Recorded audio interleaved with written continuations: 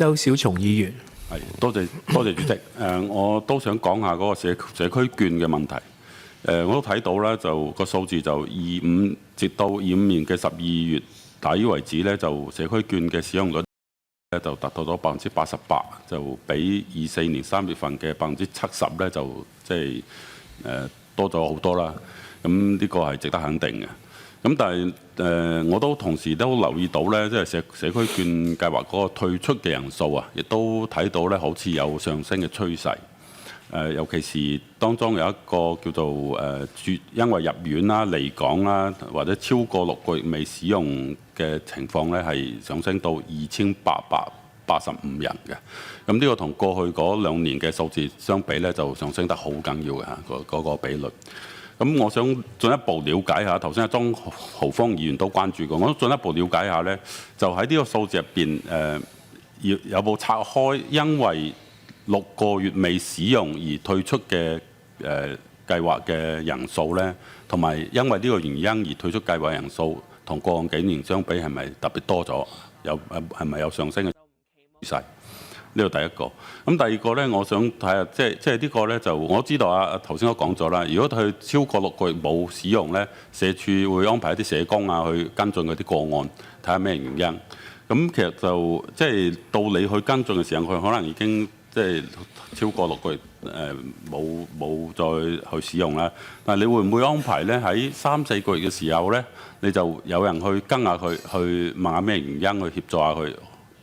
最緊要我諗係幫助佢解決到咩困難，係點解唔使用？你有冇分析過佢真係究竟係咩原因？多數係咩原因？你喺根源上邊去睇下有冇啲咩改善，令到佢哋可以更加多嘅人去使用落去。呢個第一個問題。咁第二個咧就係關於個社區券可以租用科技產品嗰部分咧，就睇得到咧就。近年嗰個數字咧，雖然係有所上升啦，就依家租用嘅數量係1789個啦，但係同整體嘅社區券嘅數量咧，依家準備去到16個啊嘛。咁其實相比咧都唔算高嘅。咁我想問下咧，其實有冇分析下個原因喺邊度咧？即係之前有講法咧，就係話單一個機構咧，佢嗰個提供嘅產品嘅選擇或者啲產品嘅類型咧係唔係咁全面同埋唔係咁足夠啊！即係冇得太多去揀，有好多都唔啱用。咁究竟當局有冇去了解下呢一個係咪究竟主要係呢個原因咧？同埋咧，我都留意到之前亦都有其他嘅議員同事都提過咧，係咪可以建立一個跨區嘅或者跨機構嘅一個可以租借嘅一個安排，建立一個中央嘅呢啲設備、呢啲產品嘅中央嘅產品庫，可以令到所有嘅使用者咧都可以喺嗰度去揾啲產品嚟租借，咁令到佢哋咧就即係可以選擇嘅數量係多啲。呢一個之前係個 OK 嘅，係想即係社署係會去研究嘅。我想問下個進展如何咧？呢度係多謝主席兩個問題。好，局長。主席，一陣間關於社區照顧券一啲好仔細問題，請恩在處長幫手回應。但我想講一講咧，周議員嘅其中一個點就係嗰個退券嗰個量係比較多咧。我想拉闊個層次去睇一睇，因為咧以往咧我哋老人家喺香港去做完同級評估之後咧，我哋老人家可能即係得冇幾多條路選擇可以揀，一係就係喺社區裏面等我哋一啲嘅 NGO 去俾佢一啲嘅社區照顧服務，又或者係入安老院。咁就尤其是可能入政府資助嘅安老院，但係咧而家喺呢個世代咧，我哋多咗好多個選擇俾佢哋去揀。第一券咧，其實券都係其中一種選擇啫。所以你退券唔係話退出我哋政府資助服務，係退出咗呢一種嘅公私營合作嘅模式。我哋呢一種係因為社區照顧券咧，佢有特點咧，佢就同以往唔同咧。以往就係我哋大概政府財政支援大概個服務嘅成本90%。個老人家淨係俾大概1成左右嘅錢，大概講緊係10幾20蚊，或者幾十蚊至100蚊左右嘅成本。咁就但係券咧，我哋講緊係會有0至6級，總共有7級嘅一個嘅財政嘅分攤。所以去到一啲比較相對係有錢啲老人家咧，佢係用券嘅話咧，佢哋真係確實會俾多咗一個嘅支援。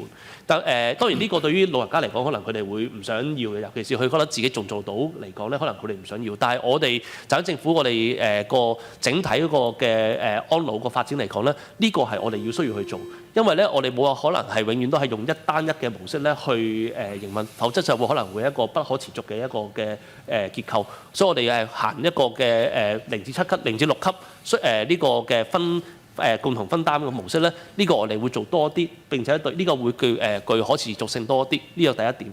第二點咧就係一個嘅以往就係政府資助服務係一個唯一嘅選擇啦，但係去到呢個世代咧，我哋第一我哋有26間嘅廣東院舍照顧計劃嘅安老院，咁我唔知裡面我冇睇下處長有冇相關資料，但係我哋至少我哋可能離境其中一種就係去咗嗰啲安老院舍，咁就呢個我唔認為係一個好差嘅選擇，呢個都係好嘅選擇嚟嘅。咁就當然佢可能有其他自己個人原因，咁啊可能會有其他嘅做法。咁但係咧，我哋退出咗呢種嘅資助模式去行翻其他嘅服務咧，咁我覺得都未必一件壞事。咁啊，我請殷楚理處長再補充一下其他關於社區券嘅資料。好，請楚理處長。好，唔該主席。咁啊，多謝議員嘅提問啦。咁其實就頭先講話啊，其實有冇得分拆翻嗰個數字？咁如果真係需要可以後補翻嘅。咁但係咧，如果睇翻過往咧，其實我哋擺得喺其他裏面咧，其實因為個數字係比較細。咁不過咧，議員都觀察得啱，因為其實咧喺啱呢一年咧，好似嗰個數字係增長咗咁樣。咁即係當然都有個即係都想講一講，就係因為其實咧，當社區券嗰個受歡迎嘅程度越嚟越大嘅時候，即係同過往唔同。過往有啲咧，我哋係即係派咗張券俾佢咧，希望佢攞住喺手，就算隨時都可以用。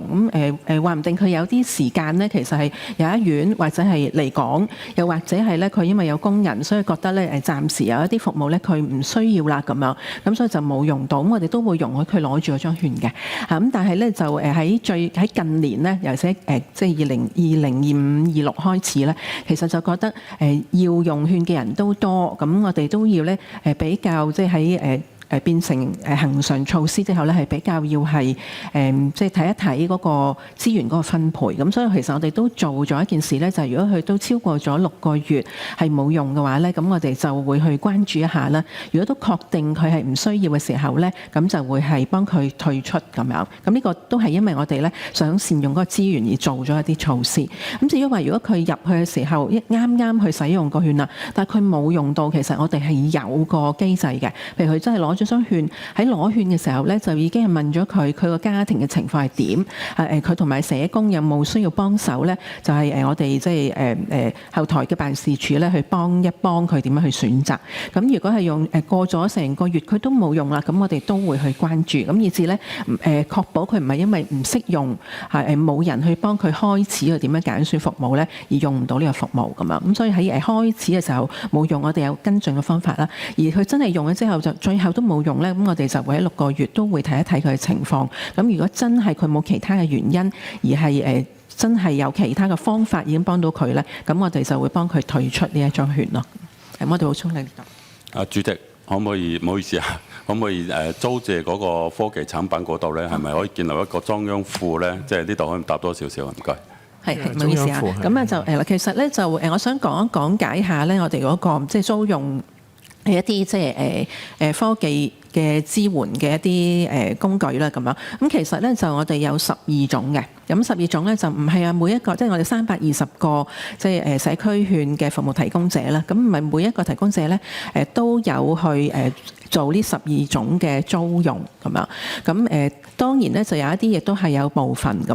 咁但係咧其實唔係隨便可以租用嘅，因為頭先都講咗咧，全部都係佢已經即係被評估為一個體弱嘅長者係需要一個社區照顧服務，而有選擇咗呢一種即係社區券嘅服務啦。咁去到嘅時候咧，其實佢首要咧就係要做一個個人嘅照顧計劃。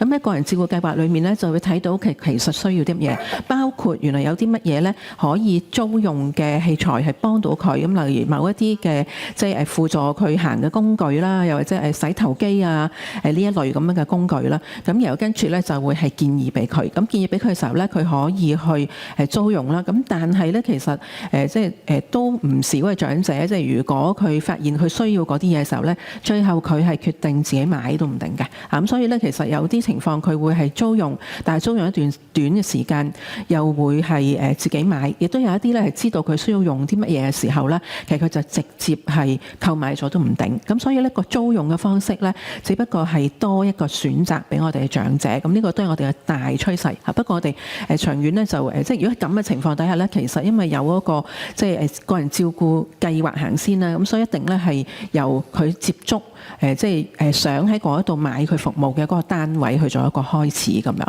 咁至於話將來我哋會唔會再有一啲嘅即係睇一睇有邊一啲係想加落去唔係12種咧？咁我哋都會一路去睇住嗰個情況而做一啲檢討嘅。唔該晒。